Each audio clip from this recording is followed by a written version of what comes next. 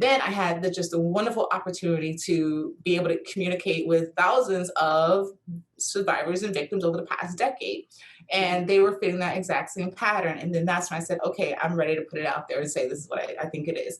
And so I think that it's an overactivation of certain systems of the brain and underactivation of a couple of systems. Underactivation of our self-regulation system, not the whole thing, but a portion of it, the prefrontal cortex. Overactivation of our bonding system, overactivation of the reward system, overactivation of the pain system, and overactivation of two of our stress systems, and underactivation of a component of our cognitive system. So our ability to remember, ability to feel motivated, ability to feel organized and say, okay, I'm going to do this, and then I'm going to do that, and I'm going to do that, or feel like in the motivation as in, okay, you know what? I know it's good for me to go out and take a walk or go to the gym. But once you're traumatized, you don't, that motivation just like plummets. You don't want to do anything. It's like you feel like you can't even be your own advocate at all because you're just so beat down. And so those are our major systems of our brain. We have several, but those are major ones, and they're all going haywire in different directions simultaneously. And this is why I believe that narcissistic abuse is so unique, and it needs somebody who understands it to help you.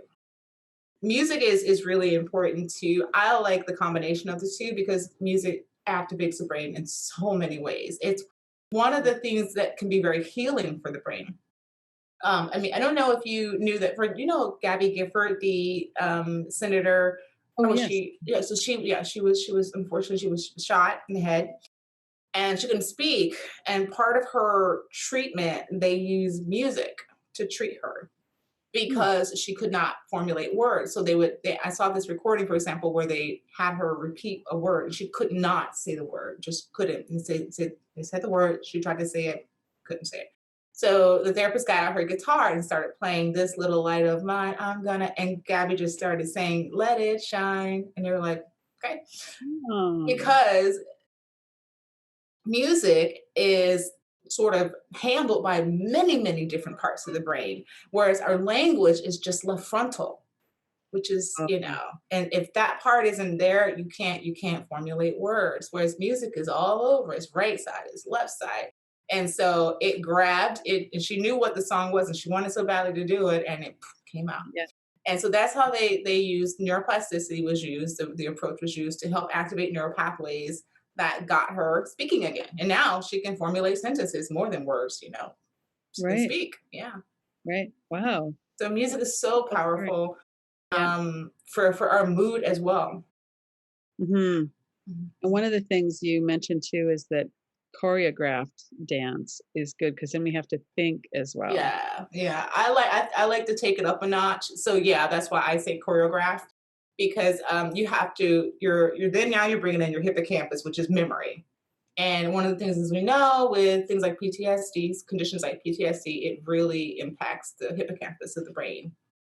There's Right. been studies that show that it starts to shrink, and then hence that means later in life even just the normal age changes that everybody will experience, no matter what your memory changes with age, they will have even more profound memory changes because they didn't start at the regular level. They've been so impacted by trauma, the hippocampus starts to atrophy.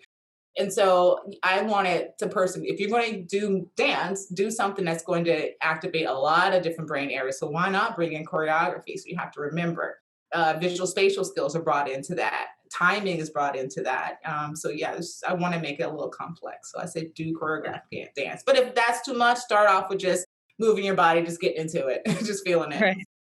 Welcome to the 2021 Radical Recovery Summit, presented by the Kiloby Center for Recovery. This is Lynn Fraser, your moderator. This year, our theme is Feel It, Heal It, a new paradigm of recovery, featuring a diverse group of thought leaders and innovators, people who are working on the ground in the new field of addiction recovery. Go to radicalrecoverysummit.com to sign up and watch free.